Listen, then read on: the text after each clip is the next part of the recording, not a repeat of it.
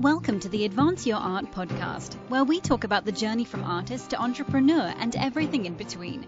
You've worked hard to hone your craft. Now take it to the next level with tips, techniques, strategies, and routines used by successful artists to grow their businesses and careers. Now, let's get started and have some fun with your host, Yuri Cataldo.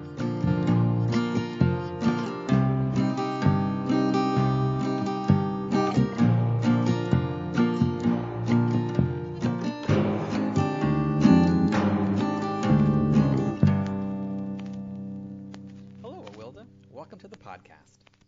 How are you today? I'm great. Thanks for having me, Yuri. Of course, it's my pleasure. Thank you so much for coming on. I'd like to start off by asking how you describe yourself.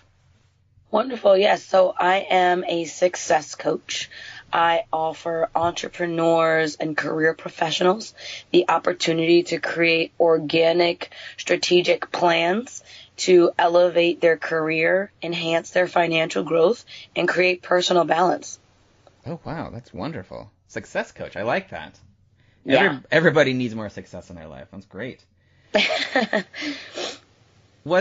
So I'm guessing what you're doing now is not necessarily what you went to school for. Was there one thing or an important thing that you learned growing up from maybe a parent, a teacher, or mentor that had an impact on what you're doing now? Yeah, I would say that throughout my educational career, in terms of being a student, my parents used to joke that I was a career student because I started school pretty early, like 2.5, and stayed in school until I was about 26. So most of my life up until this point has been in school. But a lot of what I learned and what was really highlighted at pretty much 90% of the institutions that I attended was a real sense of giving back, especially my time as a Prep for Prep student and, continued involvement as a Prep for Prep alumni. That program really influenced me and made sure that I knew that not only did I have potential to do whatever it is that I wanted, but that as long as I applied myself and had some level of discipline and vision and commitment, I could execute on it and actually live the life that I wanted, even though it would require a bit of bravery. But what doesn't? Right. Prep for Prep, that's quite the tongue twister. I'm not familiar with that. What is the Prep for Prep? Yeah, Prep for Prep is a 14-month academic enrichment program that is based in New York City. Okay. It targets academically gifted youth from socioeconomically disadvantaged and or minority backgrounds who are usually would be first generation or second generation college graduates to be. And what the program does is it helps them get academically on par with their independent school counterparts and then assists them in the independent school placement process. And then once they're placed there, provides them with a support system through leadership development and post-placement counseling that allows the student, of which I was one, to really acclimate into the environment and get the most out of the experience while still adjusting to what can at times be a cultural shock. Right. Wow, that sounds like an amazing program. Oh, it is. It's fantastic. Excellent. Is that program still around in New York? Yes, okay. It is. It's still around in New York. It's in, oh my gosh, it's almost probably close to its 40th year or late 30s. It started in 1978.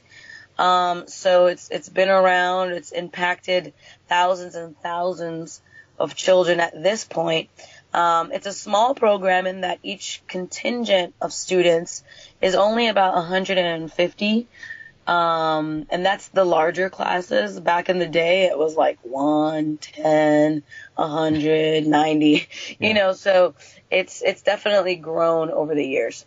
Okay. Wow.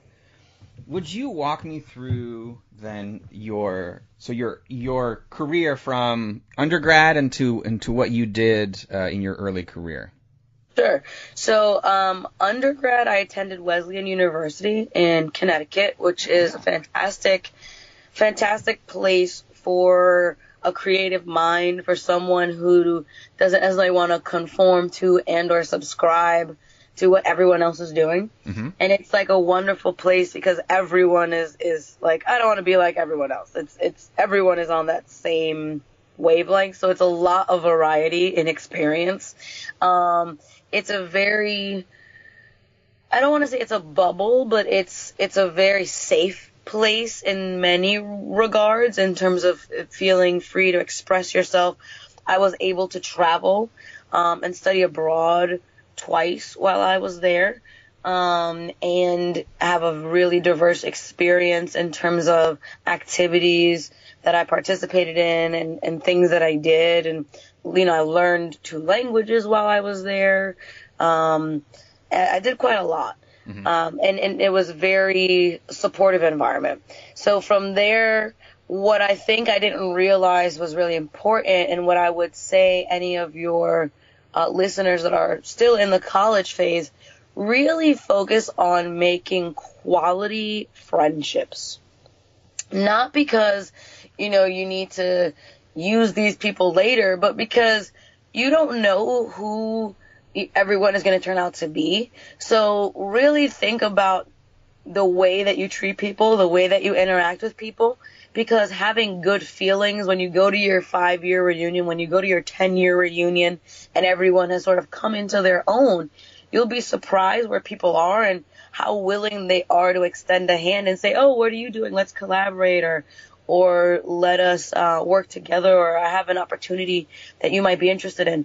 So that was college. I went directly after that to law school. I attended Rutgers School of Law in Newark. Mm-hmm. That was a great experience in terms of the quality of education that I received. I thought I was going to be a criminal defense attorney and excelled in all aspects of that part of the law. I worked during law school, and my first summer at Prudential Financial Headquarters. Then during my second and third year, I worked at the Attorney General's Office of New York in the Harlem Regional Division, doing investigations and partnering with the Assistant Attorney General that's now a judge, who was working there, the Honorable Guy Mitchell.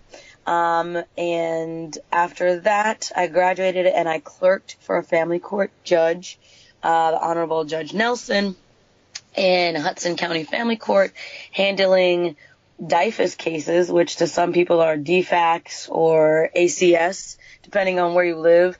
It's the Department of Youth and Family Services. Okay. So it was a pretty grim caseload in terms of the nature of the cases we were handling. Yeah. And obviously at that point I'd had a variety of experience in the law. I worked in corporate, I worked in the government, I worked in the judicial branch. And then when I moved to Atlanta, I worked briefly in a small real estate firm.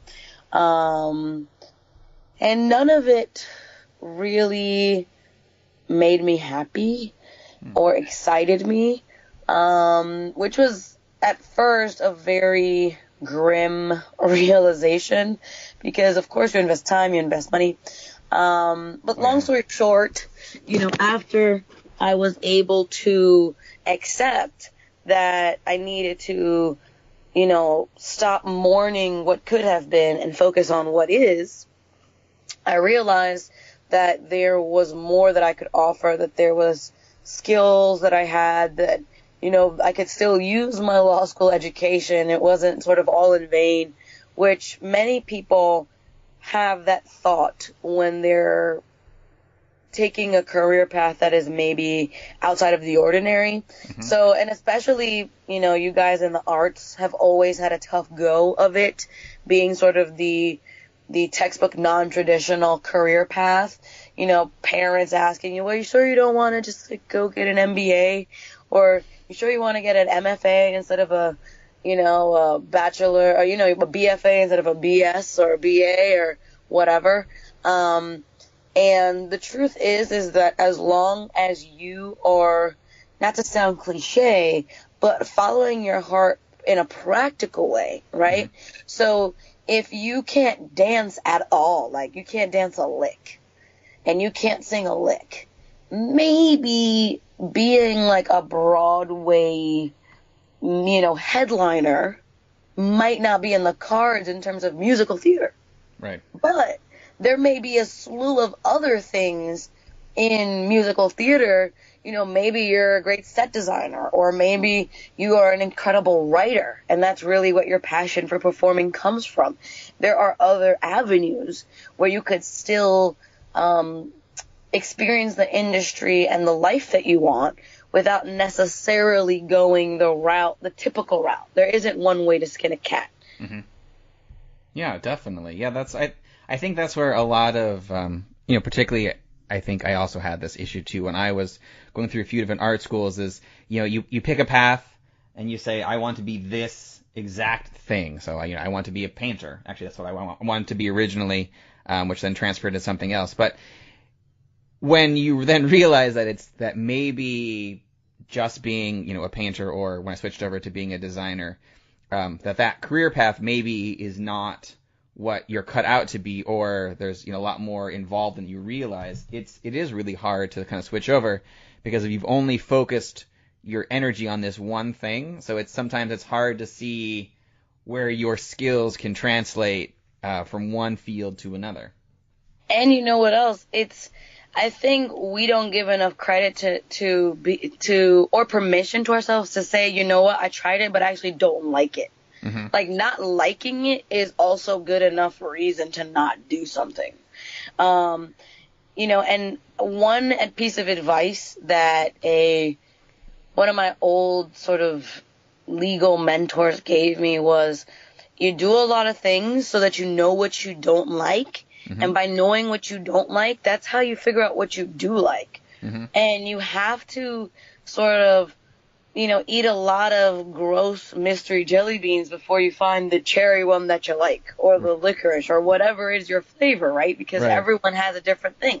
Like, someone could look at me and say, God, you left law to be a success coach. I wouldn't want to talk to people and help people plan stuff all day. That's like my nightmare, right? Mm-hmm. Well, then, of course, you shouldn't be a success coach, whereas I may look at someone who is like an engineer and say, wow, I love that you're inventing stuff, but I could never sit in front of formulas all day and like scientific method. Like, that would drive me crazy, but that's why no one can really tell you what to do on your journey. That's why it's really, you got to get in there and get your hands dirty. Oh yeah, definitely. So it's funny that you mentioned engineering. I actually started off my career going to school for mechanical engineering, and I dropped out the moment we had a substitute professor who came in. He was a rocket scientist from NASA, and I forget what class it was, but very heavily math-based, because that's what a lot of the engineering profession is, and I didn't realize that at the time. But as we were just chatting normally, I asked him a question of like, I don't really feel like I belong here, because everybody is so excited about like math and equations and like building mechanical and robots, and I don't care about any of that. And he was like, okay, that's great. So why are you here? And no one had ever asked me that question before, and it was so like profound that I actually dropped out the next day and transferred to another university and then tried another career path. But like the idea of like questioning what it is that you're doing. It's okay to suddenly say, I think I want to change my mind because this isn't really what I thought it was, and this is not what I really want to do. In your instance, I'm curious then, so what was it that made you want to make that switch over and start your own company as a success coach? Yeah, so basically after doing all those different things in the law, and feeling like none of them really made me happy, and I couldn't see myself doing any of them long term. Mm-hmm. I started to sort of deconstruct what I knew I'd like to do which was helping people. That's how the whole law thing got started. I want to help people. I want to change the world, one person at a time, whatever, you know? Sure.